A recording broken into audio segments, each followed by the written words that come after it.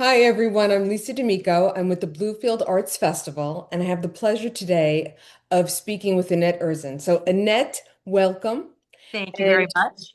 your piece, Flower Girl, is it's it's got so many levels to it. It's charming, it's beautiful, it's colorful, it's interesting. But I would love for you to start with the making of Flower Girl. Okay. Well, let's back up a little. I got the inspiration from Pinterest and getting some ideas from that, but then I put my own twist on it. And I love Caribbean. I love the vibe that Caribbean gives, and that's where it came from. She's on a canvas. It's 8 by 10. Um, so I partially drew her in, and then the rest of it is all stones that I painted. And she also has on a real shell necklace and a real earring in her ear. And then after I'm finished, I coat the whole thing with resin. So that's basically what my art is. I do a lot of shells and stones, stuff that I pick up from the beach that I think I could use for something.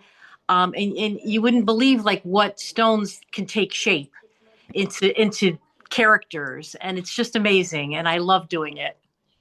You definitely tell a story with these, what I would really consider almost like found objects. It is that's exactly what it is.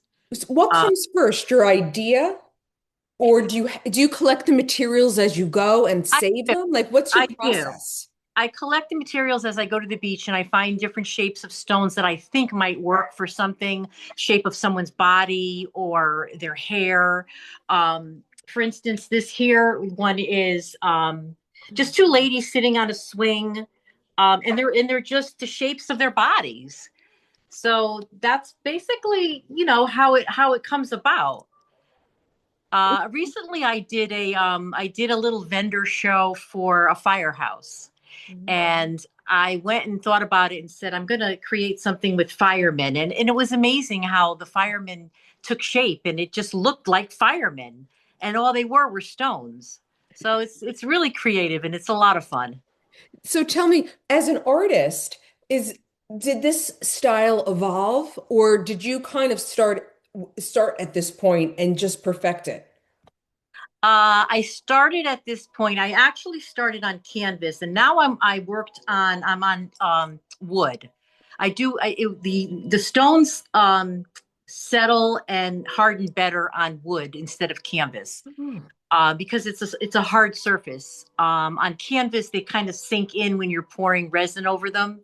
But it just started like one day. I just said, you know what, this looks like a person, so it started there. That's But yeah, fantastic. Have you been doing artwork your whole life? I've been artistic my whole life, but I only started about 2 years ago, really experimenting with different things.